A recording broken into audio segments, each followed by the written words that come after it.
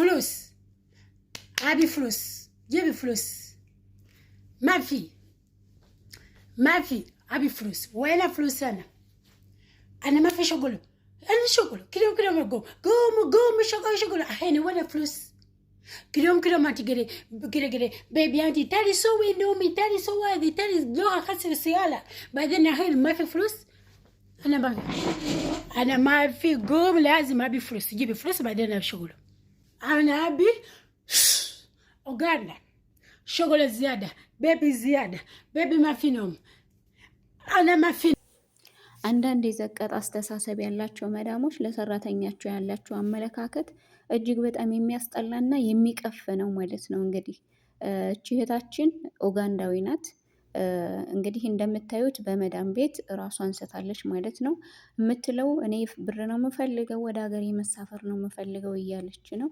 አስቡት፣ ከመጨናነቅ የተነሳ ከስራ ብዛት የተነሳ ከመዳም ጩኸት የተነሳ ስትረስ ውስጥ ይገባሉ ማለት ነው። ስትረስ ውስጥ ይገባሉ።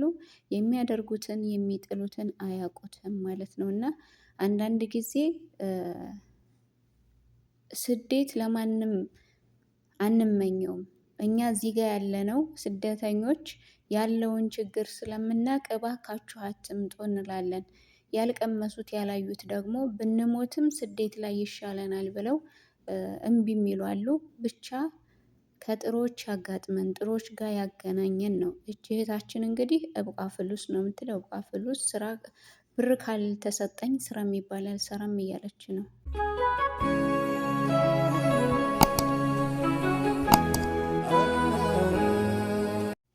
አሰላሙ አለይኩም ወራህመቱላሂ ወበረካቱ። ውድ የቻናል የቤተሰቦች እንደምን አላችሁ? እኔ ያለው አልሐምዱሊላህ ረብል ዓለሚን። ክርስቲያን ወገኖቼ ሰላም ብያለሁ። በያላችሁበት ሰላም፣ ጤና፣ ፍቅር ለእናንተ ተመኘው። ለቤቴ አዲስ ከሆናችሁ ሰብስክራይብ ያደረጋችሁ የምለቃቸውን ቪዲዮዎች ላይክ እያደረጋችሁ በመጀመር ለሁሉም ተደራሽ እንዲሆኑ ሼር እያደረጋችሁ የተሰማችሁን አስተያየት በኮሜንት መስጫ ሳጥን ውስጥ እንድታስቀምጡልኝ ከወዲሁ በአክብሮት እጠይቃለሁ። እንግዲህ ዛሬም በአዲስ ቪዲዮ ወደ እናንተ ብቅ ብያለሁ። መግቢያ ላይ አስገብቼላችኋለሁ። እህታችን ከኡጋንዳ ነው የመጣችው። እንግዲህ ከመጣች ገና 6 ወሯ ነው ማለት ነው። በ6 ወር ውስጥ አንድም ደሞዝ አልተከፈላትም። እንግዲህ ማንኛችንም ወደ ስደት ስንመጣ ሰርተን ለመለወጥ፣ ቤተሰባችንን ለመለወጥ፣ ራሳችንን የሚሆን ቤተሰባችንን ከችግር ለመታደግ ነው እና አንዳንድ አስተሳሰባቸው በእግራቸው ስር የሆኑ መዳሞች አሉ። አንዳንዶች ደግሞ እጅግ በጣም መልካም፣ ሰራተኛን ከልጃቸው የማይለዩ፣ ለሰራተኛ ያላቸው ክብር እጅግ በጣም የሚመሰገን መዳሞች አሉ። ምግብ ራሱ መጥቶ እነሱ ከመብላታቸው በፊት ለሰራተኛ የሚሰጡ መዳሞች አሉ ማለት ነው። አንዳንዶች ደግሞ የሰሩበትን የለፉበትን ዛሬ ነገ ከነገ ወዲያ እያሉ ሰራተኛን የሚያስጨንቁ፣ ሰራተኛን ስትረስ ውስጥ የሚያስገቡ አሉ ማለት ነው። አንዳንዶች ደግሞ ምንም ይጋማ ሳያሰሩ አውጥተው የሚጥሉ መዳሞች አሉ። ከእንደዚህ አይነት ነገር አላህ ይጠብቀን። እንግዲህ እህታችን እንዳያችኋት ራሷ ከጭንቀት የተነሳ እንቅልፍ ከማጣት የተነሳ ከሀሳብ የተነሳ ብር ሰርታ ያጠራቀመችው ብር ሳይሰጣት ሲቀር አብዳለች ማለት ነው። የምትለው እኔ ብር ነው የምፈልገው፣ ካልሰጣችሁኝ አልሰራም፣ ካልሰጣችሁኝ አገሬ መሄድ ነው የምፈልገው፣ ካልሰጣችሁኝ ሳንቲሜን ወደ ቢሮዬ እንድመለስ ነው የምፈልገው እያለች ነው። እንዳያችኋት እንግዲህ ማለት ነው። እና ምን ልላችሁ ነው በዛሬው ቪዲዮዬ፣ በተለይ አሁን ላይ አዲስ የምትመጡ እህቶች እባካችሁ ራሳችሁን እየጠበቃችሁ ቢያንስ ውጭ ላለ ዘመዳችሁ ማለት በጠለብ ላልሆነ ወይም ደግሞ ኢትዮጵያ ላይ ላለ ቤተሰባችሁ የኤጀንሲያችሁን ቁጥር በመስጠት ቤተሰቦቻችሁ እንዲያገናኟችሁ፣ ቤተሰቦቻችሁ እንዲያናግሩት ማድረግ አለባችሁ። ያ ማለት አንዳንድ ክፉ መዳሞች አሉና የእናንተን ደሞዝ የ1 ወር፣ የ2 ወር፣ የ3 ወር ካልሰጧችሁ ቀጥታ ኤጀንሲዎቻችሁ ጋር ነው መነጋገር ያለባችሁ ማለት ነው። ኤጀንሲያችሁ ጋር ትነጋገሩና እናንተን አልሰማም ካለ ቤተሰብ ጋር እንዲገናኝና በቤተሰብ እንዲጠየቅ መዳሟ እንድትጠየቅ ይደረጋል ማለት ነው።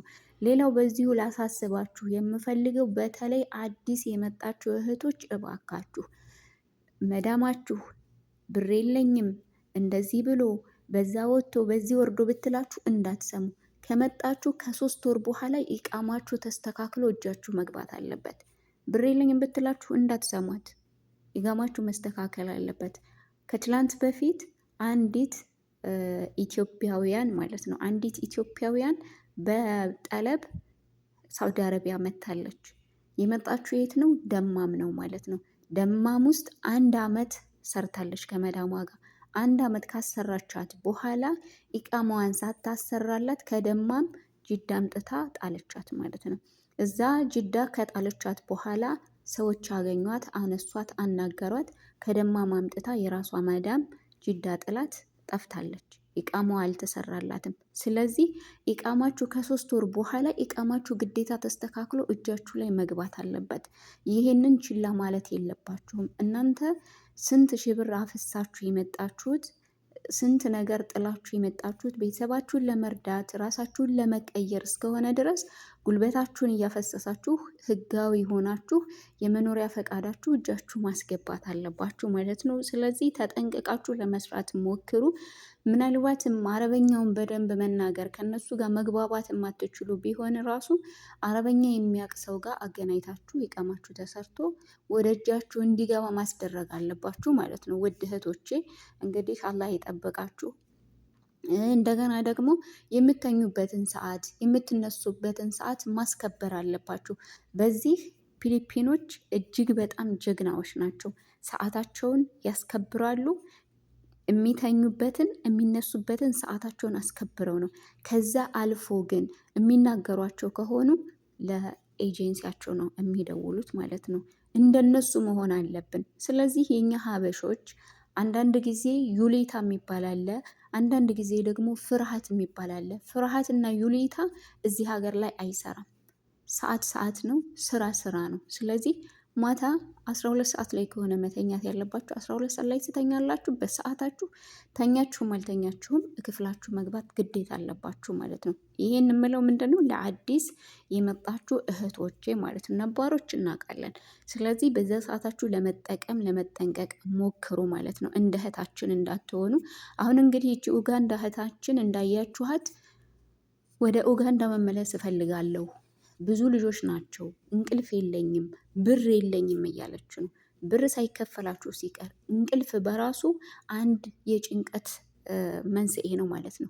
በሰዓቱ የማተኙ ከሆነ እንቅልፍ ጠግባችሁ የማትነሱ ከሆነ አእምሯችሁ አስተሳሰቡ ይዛባል።